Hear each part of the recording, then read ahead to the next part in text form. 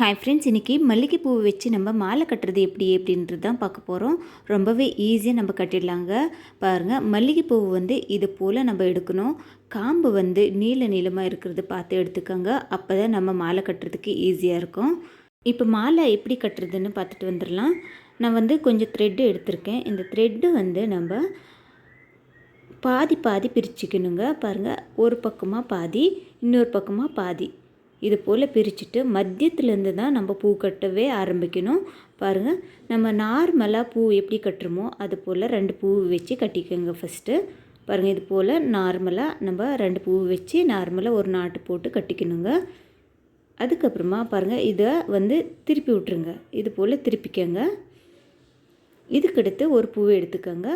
இந்த காம்பு பகுதியை நம்ம லெஃப்ட் சைடில் வைக்கணும்.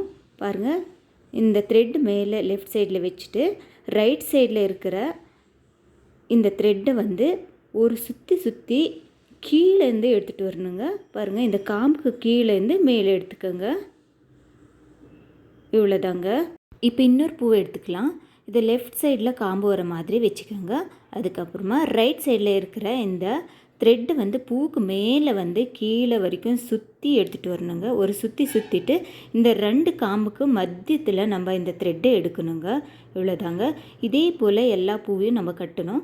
இந்த பூ காம்பு லெஃப்ட் சைடில் வர மாதிரி வச்சுக்கணும். அதுக்கப்புறமா ரைட் சைடில் இருக்கிற இந்த த்ரெட்டை பூவுக்கு மேலே ஒரு சுற்றிட்டு இந்த 2 காம்பு இருக்குங்களே அது மத்தியத்தில் நம்ம எடுக்கணுங்க. இந்த த்ரெட்டு இன்னொரு பூ வச்சு காமிக்கிறேன் பாருங்கள்.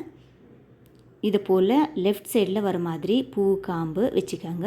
அதுக்கப்புறமா ரைட் சைடில் இருக்கிற இந்த த்ரெட்டை பூவுக்கு மேலேருந்து கீழே ஒரு சுற்றிட்டு வாங்க. அதுக்கப்புறமா இந்த 2 காம்பு இருக்குங்களே அது மத்தியத்தில் இந்த த்ரெட்டை எடுக்கணும். இதே போல் நம்ம எல்லா பூவும் கட்டணும். நான் ரொம்ப ஸ்லோவாகவே உங்களுக்கு காமிச்சிட்டு இருக்கேன். ஏன்னா இந்த வீடியோ பார்த்து கட்டுறவங்களுக்கு கன்ஃபியூஷன் ஆகக்கூடாது அப்படின்றதுக்காக நான் ரொம்பவே ஸ்லோவாக உங்களுக்கு காமிச்சிட்டு இருக்கேங்க. பாருங்கள், இப்படி வச்சுக்கோங்க. அதுக்கப்புறமா ரைட் சைடில் இருக்கிற இந்த த்ரெட்டை ஒரு சுற்றிட்டு இந்த 2 காம்புக்கு மத்தியத்தில் இந்த த்ரெட்டை எடுத்துடணுங்க.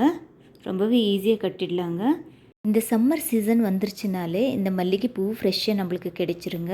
அதே போல் நிறைய ஃபங்க்ஷன்னு இந்த சம்மர் சீசனில் நடக்கும். அதனால் உங்களுக்கு ஃப்ரெஷ்ஷாக மல்லிகைப்பூ கிடைச்சிச்சின்னா இதை ட்ரை பண்ணுங்கள். பாருங்கள், எவ்வளோ அழகாக மாலை ரெடி ஆயிடுச்சு.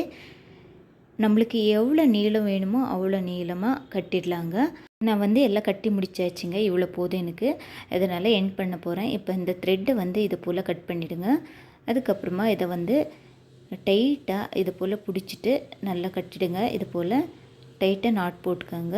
இவ்வளோ தாங்க. பாருங்கள், மாலை ரெடி ஆயிடுச்சு. எவ்வளோ அழகாக தெரியுது. உங்களுக்கு இந்த வீடியோ பிடிச்சிருந்தா மறக்காமல் சப்ஸ்கிரைப் பண்ணிவிடுங்க. தேங்க்யூ ஃபார் வாட்சிங்.